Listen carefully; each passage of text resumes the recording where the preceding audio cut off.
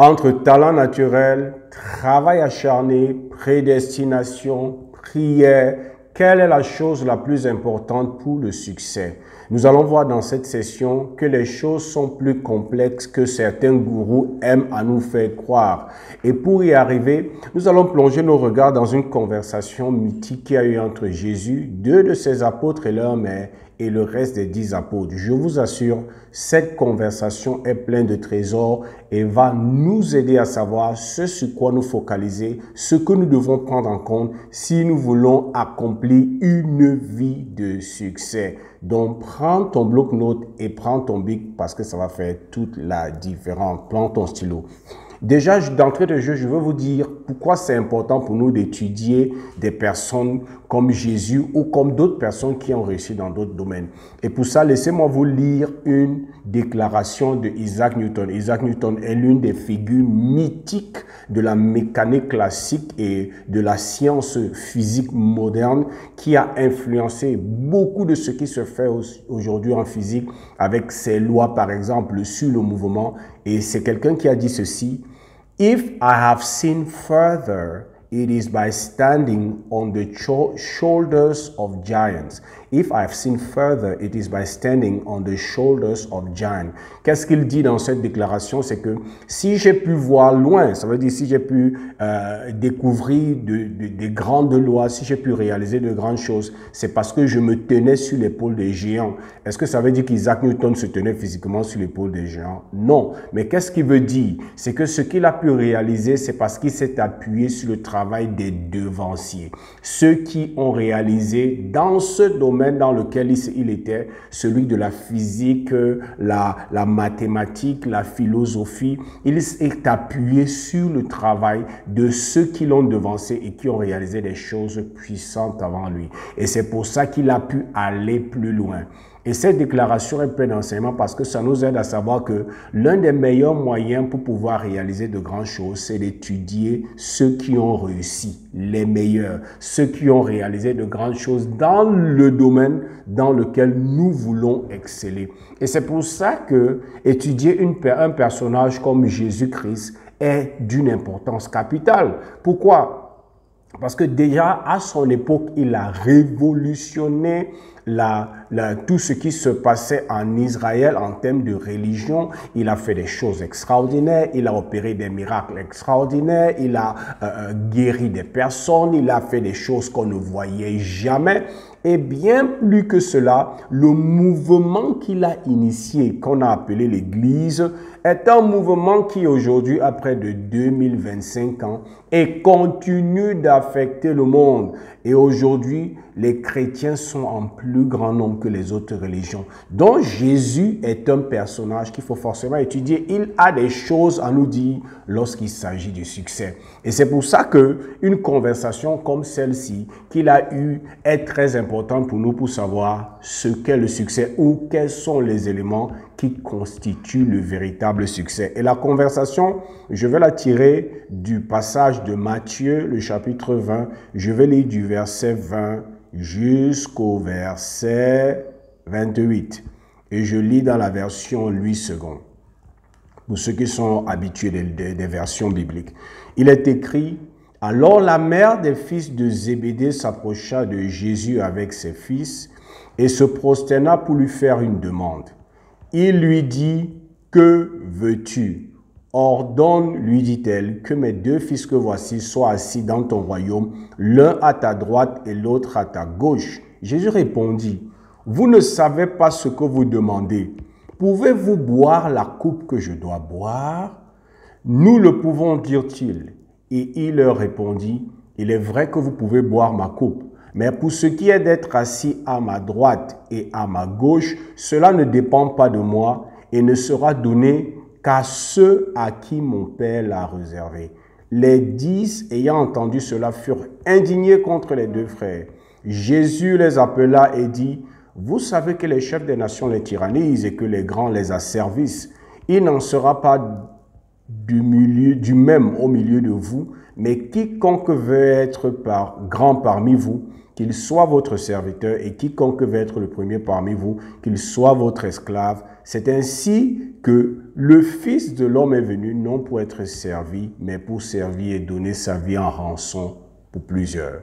Mes amis, laissez-moi recentrer le débat. Voici 12 apôtres. Il y avait 12 apôtres, ça veut dire que ceux qui étaient vraiment proches de Jésus, il y avait beaucoup d'autres personnes qui le suivaient, mais ces 12 apôtres, c'était des personnes qui marchaient avec lui, c'était des personnes à qui il impactait son pouvoir pour aller aussi faire ce que lui faisait. Et il arrive donc un jour, dans ce passage, la mère de deux d'entre eux, parce qu'il y avait des frères parmi eux, on les appelait les Jean et Jacques, qui étaient les fils, leur père s'appelait Zébédée, leur maman vient voir Jésus. Et leur maman vient faire une demande spéciale à Jésus. C'est qu'elle dit, Jésus, quand tu vas établir ton royaume, comme tu le dis dans tes évangiles et dans ton message, je veux que mes deux fils soient assis, l'un à ta droite et l'autre à ta gauche, quand tu établiras ton règne. Et on s'attendrait à ce que Jésus soit offusqué par la demande, mais Jésus n'est pas offusqué par la demande. Et c'est là la première leçon que je veux que nous tirions de cette conversation. La première leçon, c'est que le désir de grandeur est légitime. Et c'est pourquoi, quand vous voyez Jésus répond à cette femme, Jésus ne lui dit pas pourquoi tu demandes une si grande chose. Pourquoi tu as, comme on dit au quartier, pourquoi tu as le gros cœur. Jésus n'a pas condamné sa demande. Jésus ne l'a pas réprimandée parce qu'elle voulait quelque chose de grand pour ses enfants. Jésus ne l'a pas réprimandée parce qu'elle ciblait un siège élevé pour pouvoir voir ses fils assis à la droite et à la gauche de Jésus. Jésus n'a jamais condamné ça. Et ça, c'est la première leçon parce que beaucoup de personnes n'arrivent pas à réaliser leurs rêves et beaucoup de personnes n'arrivent pas à atteindre et réaliser la vie de succès à laquelle elles sont appelées simplement parce qu'elles ont en elles ce combat qui veut que lorsque je veux accéder à quelque chose de grand, je ne suis plus pur, je ne suis plus saint.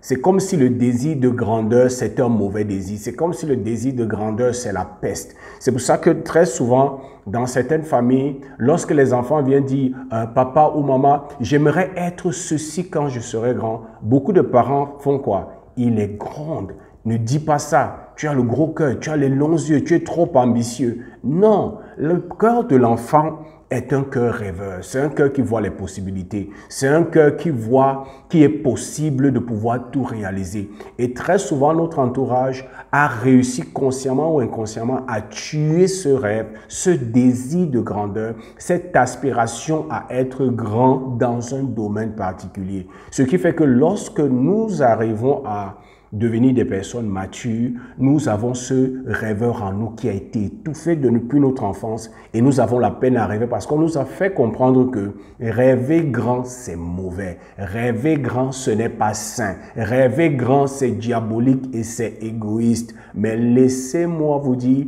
que la conversation particulière que nous avons lue tout à l'heure, dans cette conversation, Jésus n'a pas dit à cette maman que ce qu'elle demande est mauvais.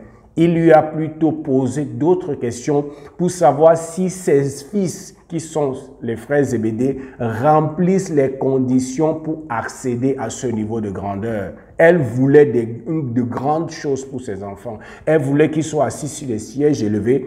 Et ce siège élevé, laissez-moi vous dire, qui représente un trône, représente ou symbolise quoi? La royauté, la prééminence dans un domaine, tu domines dans un domaine, tu es une autorité dans un domaine, tu es une référence dans un domaine, tu es quelqu'un qui impacte un domaine, tu es quelqu'un qui transforme un domaine. Regardez aujourd'hui, on le dit même souvent, le roi du textile, le roi de la tech, le roi de l'immobilier, le roi de l'automobile. Même nous, dans notre langage, on reconnaît que dans des domaines, il y a des gens qu'on appelle les rois. Le roi du football, le roi du basket. Pourquoi? Parce que dans ce domaine-là, ce sont des personnes qui, par leur niveau d'excellence, ont réussi à s'ériger et à se positionner comme des références. Tout le monde se réfère à elles. Tout le monde tire l'inspiration de cette personne. Tout le monde aspire à devenir comme cette personne. Elle suscite de l'admiration. Il n'y a rien de mauvais si on s'en tient à cette conversation de Jésus et de ces gens. Il n'y a rien de mauvais à vouloir devenir une référence, à vouloir devenir le meilleur, à vouloir exceller dans un domaine. Ça, c'est la première leçon qui ressort de ceci. Et je veux que Toi qui avais des difficultés parce que tu pensais que parce que je veux devenir grand, parce que j'aspire à ceci, que tu fais quelque chose de mal, je vais te dire, il n'y a rien de mal. Tous ceux qui condamnent le désir de grandeur, c'est des personnes, qui ont été formatées pour penser que le désir de grandeur est mauvais, ou ce sont des personnes qui ont essayé d'atteindre un certain niveau d'excellence, ont échoué. Ne les écoute pas parce qu'il n'y a rien de mal à devenir grand, c'est inné en l'homme. La deuxième chose que je veux que nous retenions, c'est que lorsque elle pose ce problème à Jésus, elle exprime sa prière. C'est une prière. L'histoire raconte qu'elle s'est mise à genoux et elle a exprimé sa requête. Et Jésus, comme j'ai dit, n'a pas condamné sa demande, mais Jésus lui pose une question fondamentale. Et c'est là où il prend tout le monde de court. C'est que on attendait qu'il condamne. Il ne condamne pas, mais il dit à la maman que vous ne savez pas ce que vous demandez. Pouvez-vous boire la coupe que je dois boire? Qu'est-ce qu'il est en train de faire comprendre ici? C'est que beaucoup d'entre vous, tout ce qui vous intéresse, c'est le siège de grandeur. Tout ce qui vous intéresse, c'est de susciter l'admiration.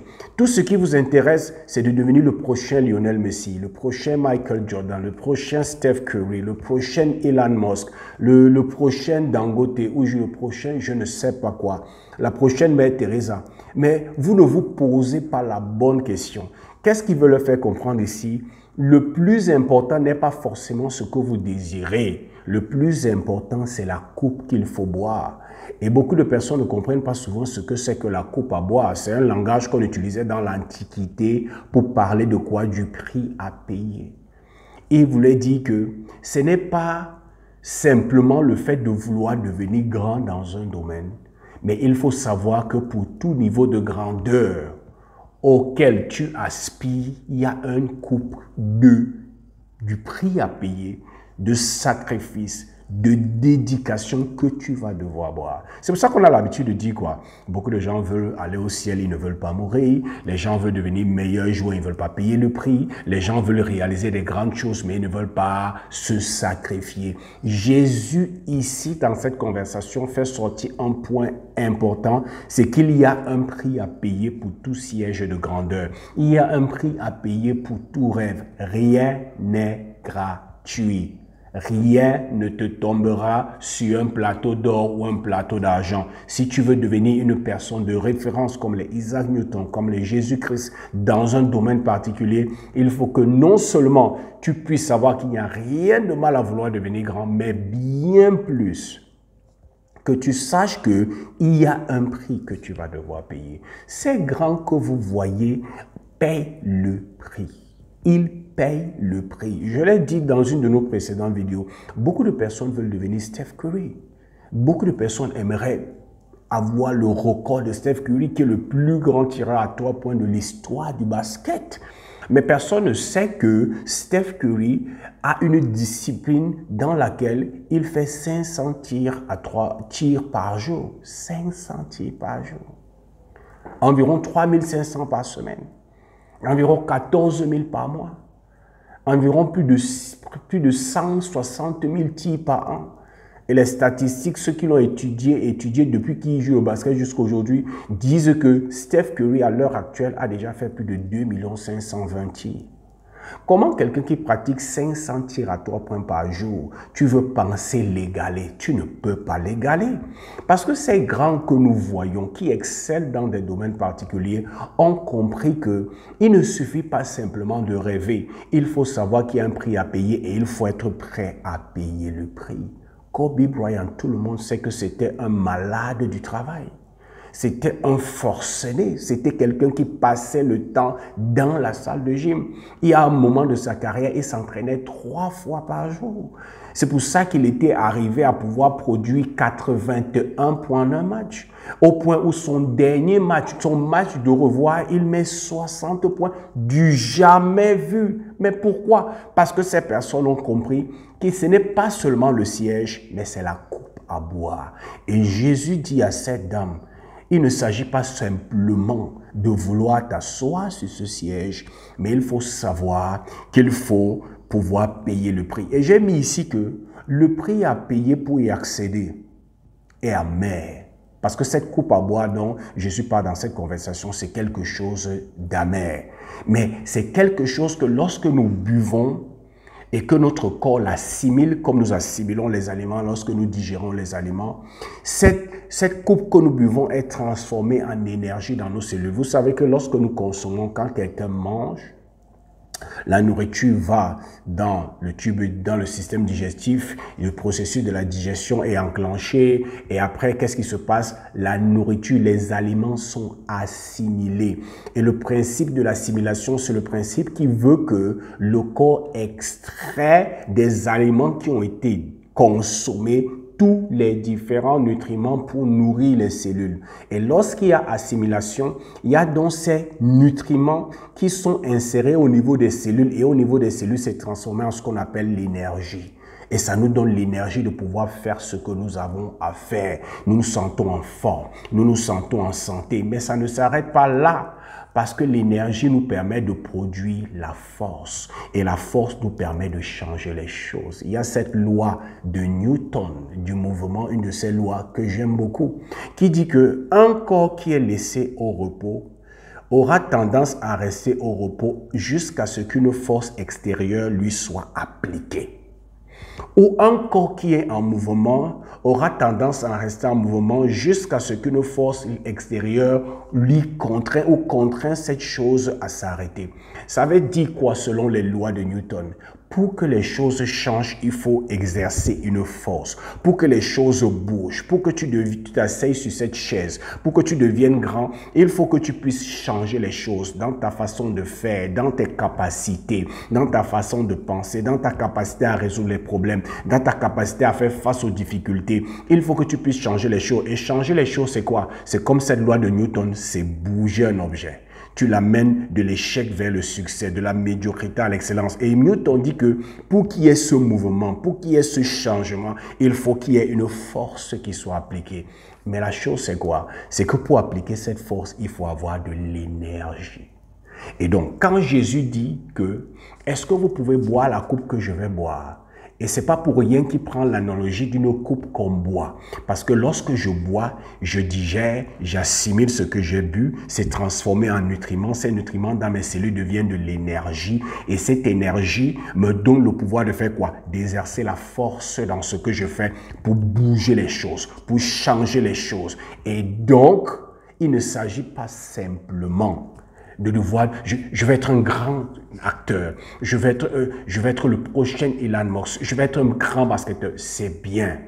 Mais il faut que tu sois prêt à passer par le processus. Et le processus du travail acharné, le processus de la répétition, le processus de raffiner ton talent, le processus de raffiner ton don. C'est pas aisé, c'est pas bon, c'est pas beau à vivre, mais c'est ça qui te donne l'énergie ou la force qui te permet de changer les choses. Lorsque vous voyez Lionel Messi et tous ces grands évoluer ou les grands chanteurs à ce niveau d'excellence, il y a beaucoup de travail derrière. J'aime à dire aux gens que nous sommes récompensés publiquement pour le travail acharné que personne ne veut faire, que nous faisons en secret. Tous ces gens que vous voyez chanter comme si c'est facile, jouer de leur instrument comme si c'est facile, créer des entreprises et les amener à un niveau de prospérité comme si c'est facile, faire du basket et faire des performances comme si c'est facile, ce niveau de facilité ne vient qu'avec la dédication dans le travail acharné et dans la discipline dans le noir, alors que personne ne nous voit. Kobe Bryant, tout le monde sait que Kobe Bryant travaille des fois jusqu'à 3 heures du matin en salle de gym. Tout le monde dort. Mais il bosse. Donc, quand Jésus pose le problème, dit que vous ne savez pas ce que vous demandez, il veut leur dire que le défi n'est pas au niveau de vouloir t'asseoir. Ce n'est pas un problème de vouloir s'asseoir. Ce n'est pas un problème de vouloir être grand. Mais il veut leur dire qu'il y a un prix à payer. Et la coupe que tu dois boire est amère. C'est pour ça que beaucoup de personnes ne veulent pas payer le prix. Mais si nous avons la capacité, la dédication ou la volonté de payer le prix, alors il va sans dire que nous allons arriver à ce niveau d'excellence qui pourra nous permettre de nous asseoir sur la chaise de grandeur. Ça, c'est la deuxième chose. La troisième chose que je retiens de cette conversation, je vous ai dit que pour moi, c'est une conversation vraiment passionnante, c'est qu'il continue Quand il dit que, pouvez-vous boire la coupe que je dois boire? Ils répondent, oui, nous pouvons boire la coupe que tu veux boire. Et Jésus répond, il est vrai que vous boirez ma coupe, mais pour ce qui est d'être assis à ma droite et à ma gauche, cela ne dépend pas de moi, et cela ne sera donné qu'à ceux à qui le Père l'a réservé. Beaucoup de personnes, il y a un groupe de personnes qui croient à la prédestination, que celui qui est grand devient grand parce qu'il a été prédestiné à être grand. C'est parce qu'il a le talent naturel, c'est parce qu'il est doué. Quand vous voyez quelqu'un comme Lionel Messi, c'est parce qu'il est doué. Soit tu nais avec ce don, soit tu ne nais pas avec ce don. Il y a des gens qui pensent ça. Il y a des gens qui, de notre côté, pensent que non, ça n'a rien à voir. C'est juste travail. Si tu travailles, tu peux réaliser n'importe quoi, tu peux accomplir n'importe quoi. Mais Jésus ici a une position nuancée et équilibrée. Jésus introduit dans cette conversation le principe de la prédestination. Ça veut dire quoi? Il a dit, oui, pour cette demande, vous pouvez boire la coupe. Ça veut dire que tel que je vous ai formé, tel que vous avez marché avec moi, vous avez déjà compris l'essentiel. Vous savez qu'il y a un prix à payer, vous savez que vous devrez vous sacrifier et je sais que vous êtes prêt à le faire. Mais il y a une donnée que vous devez savoir, c'est que pour s'asseoir sur une chaise, il faut d'abord se rassurer que la chaise m'est réservée. Et ça parle ici de prédestination. Ça parle de prédestination, ça veut dire que la capacité à savoir que Dieu a établi des choses d'avance pour certaines personnes en leur donnant les talents pour. Mais ce n'est pas forcément à cause du talent que les gens deviennent grands. Laissez-moi, je dégraisse un peu. Dieu donne des talents naturels à tout le monde. Nous tous, nous avons des talents naturels. Et un talent naturel te prédispose dans un domaine donné à exceller. Mais ce n'est pas le talent naturel qui te fera t'asseoir sur la chaise. Écoutez-moi bien. Il a dit au départ, pouvez-vous boire la coupe que je vais boire en mettant l'emphase sur le fait qu'il faut payer le prix pour devenir grand. Tu veux devenir bâtir ce business qui va impacter le monde, il y aura un prix à payer. Tu veux devenir je ne sais pas quoi, il y a un prix à payer et c'est une coupe amère qui n'est pas bonne à boire, mais c'est une coupe qui va te permettre de développer les capacités pour pouvoir réaliser ça. Mais il lui revient plus tard en disant que ne te rassure pas seulement que tu payes le prix, mais rassure-toi que tu payes le prix pour ce pourquoi tu as été prédisposé. C'est pour ça qu'il dit à ses frères, oui, vous pouvez boire la coupe. Quand je vous regarde, vous allez marcher avec moi, vous pourrez payer le prix. Mais pour ce qui est de s'asseoir sur ces chaises-là, je ne peux pas vous l'accorder parce que ce sont des chaises qui sont réservées pour les personnes. Ça veut dire que pour Jésus, dans cette vie, il y a des chaises de grandeur réservées pour chacun d'entre nous. Tu as une chaise de grandeur, ça veut dire qu'il existe un domaine dans lequel Dieu t'appelle à exceller, Dieu t'appelle à devenir une référence, Dieu t'appelle à devenir une icône, Dieu t'appelle à devenir une source d'inspiration qui suscite l'admiration et qui change la vie des gens. Simplement en excellant dans ton domaine, tu inspires les gens. Parce que c'est ça la beauté lorsqu'on accède à la grandeur. Michael Jordan a excellé dans le basket, mais il inspire beaucoup de gens dans beaucoup d'autres domaines. Mère Teresa a excellé, Martin Luther King a excellé, Nelson Mandela a excellé, mais ils inspirent les gens dans beaucoup d'autres domaines. Et c'est ça la beauté, c'est que lorsque tu accèdes à ce siège de grandeur, à ce niveau d'excellence, ce n'est pas simplement pour toi. Le fait que tu réussisses, ça montre à tous ceux qui sont en bas que si elle a pu faire ça, si il a pu faire ça, moi aussi je peux l'accomplir. Donc, c'est important de le faire. Mais, il faut que tu saches que chaque siège de grandeur a un nom. Et ça, ce n'est pas une mauvaise nouvelle. Ça veut dire que tous ceux qui sont sur la terre ont des prédispositions. Dieu a réservé une chaise pour un siège pour moi. Dieu a réservé un siège pour chacun d'entre nous. Et l'une des manières par lesquelles Dieu réserve le siège, ce n'est pas simplement en disant que ce siège c'est pour le docteur Zoé. Non, mais c'est en me donnant les talents et les capacités qui me prédisposent lorsque je vais travailler dur à pouvoir y arriver plus facilement et plus rapidement. Et ça, c'est la sagesse. Il ne suffit pas simplement de boire, de payer le prix, mais il faut payer le prix pour la chaise qui t'a été réservée. Il faut payer le prix dans le domaine dans lequel tu es prédisposé. Et c'est là où intervient le talent naturel. Parce que le talent naturel, c'est un talent qui t'est donné, que tu n'as pas acquis à l'école. Tu n'es pas allé à l'école pour acquérir ça. Des fois, le talent naturel, c'est à l'école qui se manifeste parce que l'école, en te mettant dans des conditions, te permet de savoir, ah, voici mon don. Ah, voici ma prédisposition. Donc, le talent naturel veut parler simplement ici d'une prédisposition qui te donne un coup d'avance ou 10 coups d'avance sur les autres. J'ai souvent l'habitude de dire que la prédisposition, le talent naturel ou le don, c'est comme des gens qui sont sur une course, qui se préparent à aller et tout le monde est sur la ligne. Et toi qui as des prédispositions pour cette course, tu es peut-être à 10 mètres, 20 mètres avant. C'est ça la prédisposition, c'est ça le talent naturel, c'est ça le don. C'est une prédisposition qui te donne, c'est une capacité qui te prédispose à gagner dans cette course, à être le meilleur dans ce domaine. Mais ça ne veut pas dire que cette prédisposition, c'est ça qui va te permettre de t'asseoir sur cette chaise. Tu peux être doué, tu peux avoir des coups d'avance sur les gens, mais si tu ne travailles pas dur, ils vont te rattraper, ils vont te dépasser. Mais Jésus ici a un discours vraiment bien équilibré, bien nuancé, bien mitigé. Il dit, tu dois vouloir payer le prix, tu dois être un bosseur, tu dois être prêt à te sacrifier, tu dois être prêt à travailler dur, mais rassure-toi que tu travailles dur pour une chaise qui porte ton nom. Rassure-toi que tu travailles dur dans un domaine pour lequel Dieu t'a prédisposé. Rassure-toi que tu travailles dur pour un domaine dans lequel tu as un talent avéré. Ça me rappelle toujours, et j'aime à raconter ça. Dans le domaine de la musique, pendant un certain temps, j'ai évolué dans le domaine de la musique gospel. Dans notre communauté chrétienne, j'ai toujours aimé la musique. Mais lorsque je suis entré dans ce cours musical, j'étais un piètre chanteur, je ne savais pas chanter. J'ai fait 2 à 3 ans, mais les choses s'empiraient et j'avais décidé d'abandonner jusqu'à ce que notre leader décide de recruter un coach vocal professionnel qui, lorsqu'il vient, nous fait passer le test et se rend compte que je suis le dernier, je suis le piètre. Mais je lui pose des questions et il y a des choses qu'il m'a dites dans cette conversation qui ont complètement changé ma vie. Je lui pose la question de savoir ce jour-là, à la première séance, est-ce qu'il y a-t-il vraiment de l'espoir pour moi? Est-ce qu'un piètre chanteur comme moi peut devenir meilleur dans la vie? Peut devenir meilleur dans le chant plutôt? Et il me dit quelque chose. Il me dit, je veux que tu saches quelque chose, c'est que personne n'a jamais réussi parce qu'il est doué. Personne n'a jamais réussi parce qu'il a un talent naturel. Je lui ai dit, comment est-ce que vous pouvez dire ça? Moi, je sais que tous ceux qui chantent bien, là, ce sont des personnes douées. C'est parce qu'elles sont nées avec. Soit tu as le don, soit tu n'as pas. Et moi, visiblement, je n'ai pas le don pour chanter, même si j'aime chanter, parce que ça fait 3 ans que je fais ça et rien ne change. Il m'a dit non. Ceux qui réussissent, réussissent parce qu'ils sont passionnés.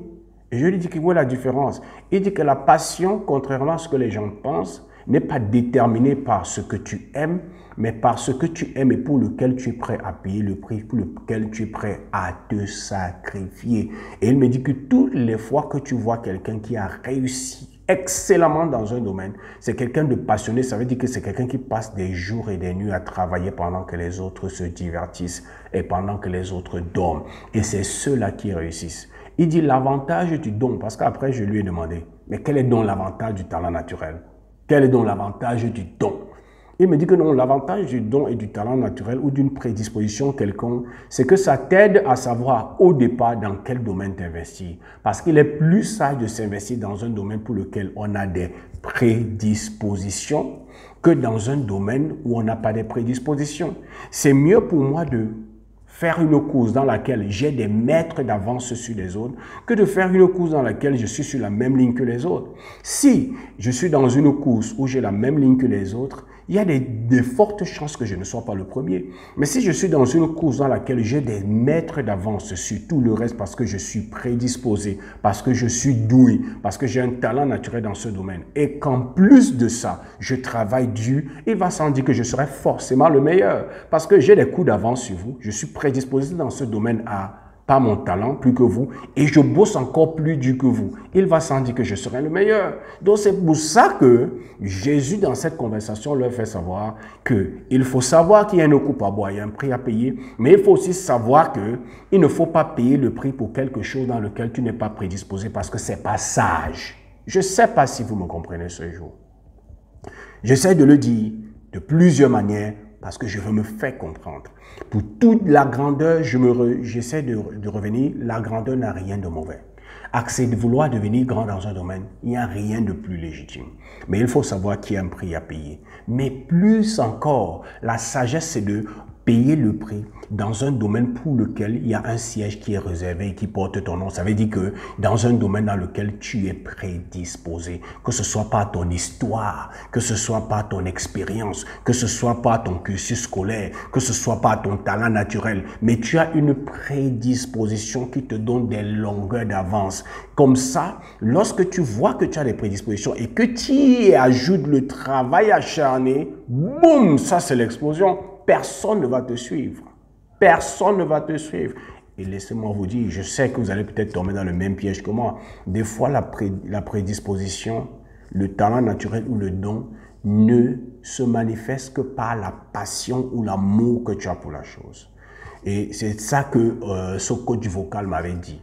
Il m'avait dit que très souvent, le don ne se manifeste pas expressément par ta capacité à faire les choses, mais parce que dans ce domaine, tu as plus de passion que les autres. Des fois, la passion est l'indicateur qu'il y a des prédispositions, parce que la passion en elle-même est une prédisposition qui te démarque des autres. Donc, peut-être quand je parle des prédispositions, tu vas te dire que, oh, peut-être dans un domaine dans lequel tu veux exceller, tu n'as peut-être pas des talents avérés, mais si tu as ta passion et tu es obsédé, alors tu as une longueur d'avance pour les autres. Les gens qui viennent dans le même domaine, ça me rappelle encore Kobe Bryant, on lui dit que quel est l'état d'esprit dans lequel il était lorsqu'il est arrivé en NBA. Et vous savez que lui, il est quitté directement du collège, il n'est pas passé par l'université, il est arrivé en NBA à l'âge de 17 ans. Et on lui dit que quel est l'état d'esprit. Il dit que non, lui, il savait qu'il a un avantage sur les autres. On lui dit pourquoi. Il dit, 1, il avait trop de passion pour le jeu. 2, il n'avait ni femme ni enfant. Et il avait tout le temps pour pouvoir bosser. Et pour lui, il dit que c'était la meilleure configuration pour lui pour devenir meilleur. Donc, pour toi qui as de la passion et les autres qui n'ont pas la passion, c'est comme Kobe qui a plus de temps que les autres parce que lui n'a ni femme ni enfant, il est jeune, il est dans la maison de ses parents, il a tout le temps pour bosser. Il peut bosser 24 heures par jour, rien, il n'a pas de charge et pour lui c'est un avantage. Et la même chose pour toi, si tu as dans un domaine, tu as plus de passion que les autres, tu es plus obsédé que les autres, c'est un avantage inouï et c'est une prédisposition. Donc, sois prêt à payer le prix, mais paye le prix dans le domaine dans lequel tu as une prédisposition. Et la dernière chose, mes amis, c'est que lorsque les 10 autres ont appris ce qui s'est passé, l'histoire raconte qu'il y a eu une grosse dispute entre eux. Les 10 étaient fâchés contre les frères Zébédée qui sont venus avec leur mère parce qu'ils veulent seulement les meilleurs postes. Et Jésus les a appelés et Jésus leur a donné une leçon mémorable. Il a dit que, mes amis, la grandeur, ce n'est pas ce que vous pensez. Quand vous pensez à la grandeur, vous pensez à la grandeur selon les tyrans du monde, selon les dominateurs du monde. Vous écrasez les autres, vous asservissez les autres. Il dit que ce n'est pas ça la véritable grandeur. Il dit si vous voulez être le plus grand, vous devez être le serviteur. Et si vous devez être le premier, vous devez devenir un esclave. Ça veut dire quoi? Vous devez changer votre mindset. Vous ne devenez pas grand pour dominer ou en dominant les autres. Vous devenez grand en servant et pour servir les autres. Et on dira que vous êtes grand parce que vous servez les autres mieux que quiconque. On dira que vous êtes le premier parce que vous aidez les autres mieux que quiconque. Et c'est ça la réalité. Regardez même dans le monde du business, les entreprises qui font le plus de chiffre d'affaires, c'est les entreprises qui tendent à servir le marché plus que les autres, à servir le marché, le meilleur produit, le meilleur service, apporter la meilleure valeur dans les meilleures conditions possibles. C'est ça qui fait la différence. Ce n'est pas que je veux dominer les autres, mais ce que je veux raffiner mon don, raffiner mon talent, raffiner mon expertise pour pouvoir délivrer le meilleur service, le meilleur basket, le meilleur football, le meilleur jeu, le meilleur produit. Pour Michael Jordan, c'était le meilleur basket. Pour Lionel Messi, c'est le meilleur jeu de football.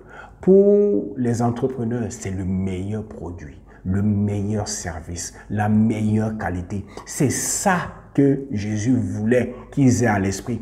Il ne s'agit pas d'écraser. Tu domines parce que tu sers le mieux, parce que tu aides le mieux, parce que tu apportes la meilleure valeur. Et pourquoi tu apportes la meilleure valeur? Parce que tu as compris qu'il y a un prix à payer pour avoir le meilleur produit, pour avoir le meilleur jeu, pour apporter la meilleure valeur et bien plus. Tu t'es rassuré de le faire dans un domaine dans lequel tu as des prédispositions. Mes amis, moi, quand j'ai compris ça, ça a changé ma perspective. Voilà ce que Jésus dit. Donc, ceux qui disent que non, c'est la prière. Cette femme est venue prier. La prière, ça n'a pas changé. D'autres personnes disent que non, c'est parce que tu dois être prédisposé. Soit tu es doué pour quelque chose, soit tu n'es pas doué. Soit tu nais avec, soit tu ne nais pas avec. Il n'y avait pas que ça. D'autres personnes disent que non, c'est le travail acharné, il faut travailler dur. Jésus, dans cette conversation, nous dit que toutes ces choses sont importantes. Il faut prier comme cette dame prie. Deuxième chose, il faut être prêt à travailler dur parce que la prière seule ne va pas te rendre grand. Il y a le travail acharné parce que tu dois mériter ce à quoi tu es prédisposé. On t'a prédisposé, Dieu t'a prédisposé, mais tu dois le mériter par le travail que tu fournis.